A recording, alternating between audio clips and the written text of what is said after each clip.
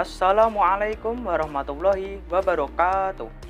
Perkenalkan, nama saya Slamet Arga Wijaya dari kelas 103 nomor absen 34. Di video kali ini saya akan memaparkan materi ulang dari cerita narasumber pertama sampai dengan narasumber kedua terkait kewirausahaan. Sebelumnya, apa sih kewirausahaan itu? Jadi, kewirausahaan adalah sebuah proses dalam melakukan sesuatu yang baru dengan cara kreatif dan penuh inovasi yang bermanfaat bagi orang lain maupun dapat memberikan nilai lebih. Atau dapat disebut juga dengan suatu usaha yang dilakukan seseorang untuk menentukan, mengembangkan, menggabungkan inovasi serta cara menciptakan suatu produk yang memiliki nilai manfaat sehingga dapat menciptakan lapangan pekerjaan dan penghasilan bagi seseorang. Jadi, saya akan membahas narasumber pertama, yaitu Kak Bunga Chandra Rupa Andaryanti, sarjana psikologi yang memulai usahanya dari cita-citanya yang ternyata tidak sesuai realita. Dulunya, Kak Bunga ini ingin bekerja di kantoran seperti di kantor BCA. Namun tidak sesuai harapan dan akhirnya Kak Bunga merintis karirnya sebagai pengusaha kuliner.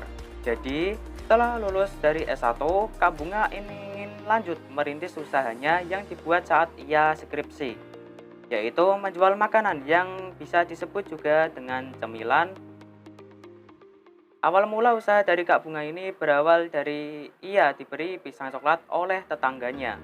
Lalu ia posting di Instagram atau disebut juga IG. Lalu para teman-teman Kak Bunga bertanya, itu pisang coklatnya beli di mana? Dan Kak Bunga berpikir, kenapa dia nggak jual pisang coklat aja? Akhirnya Kak Bunga berjualan pisang coklat atau disebut dengan pisang coklat. Lalu Kak Bunga juga menjual banana Coco Maltin, dessert box, dan dimsum. Target pasar yang ditentukan oleh Kak Bunga adalah anak sekolah dengan modal awal Rp500.000.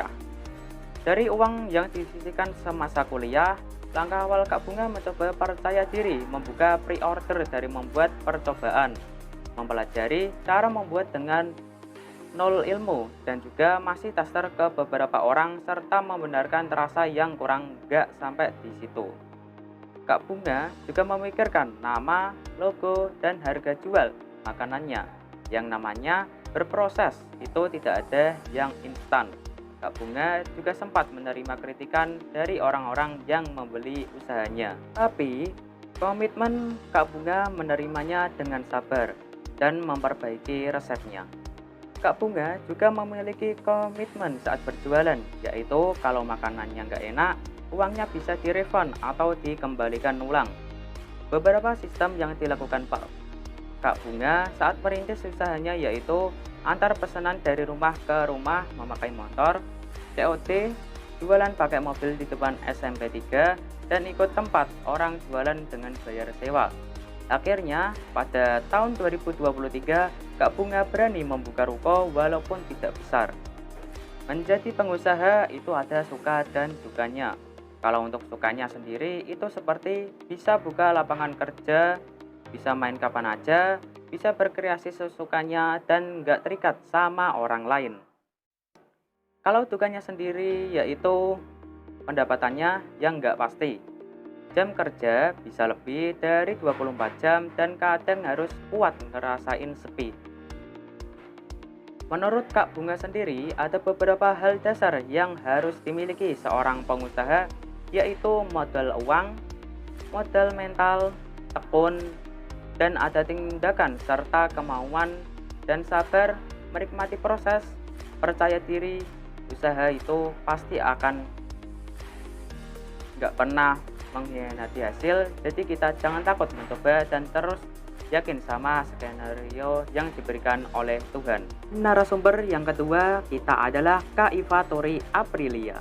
Kak Iva ini merintis usahanya yaitu Iva Catering. Kak Iva adalah salah satu alumni SMA 2 pada tahun 2000. Sebelum memulai usahanya, Kak Iva terlebih dahulu bekerja di PT Sari Husada yaitu sebagai SPJ Ivan Susu SGM.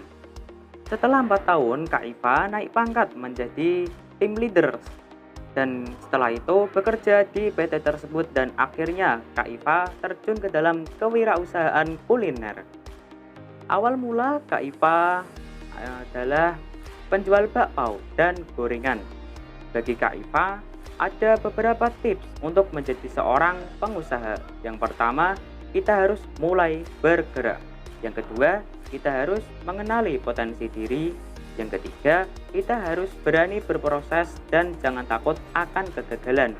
Yang keempat, senantiasa belajar untuk upgrade diri. Yang kelima, kita harus memperluas jaringan dan berkolaborasi. Yang keenam adalah peka dengan kebutuhan market. Dan yang terakhir dan yang paling penting adalah bersyukur. Saat ini bisnis catering Kak Iva sudah berkembang pesat. Kak Iva pernah menjadi catering dalam ulang tahun luas Bawaslu, ulang tahun Rumah Sakit Suwondo, dan yang terakhir di Rumah Sakit Umum Juwana. Sekian penyampaian dari saya, sekiranya ada tutur kata yang salah saya mohon maaf. Terima kasih banyak sudah menyimak sampai akhir. Wassalamualaikum warahmatullahi wabarakatuh.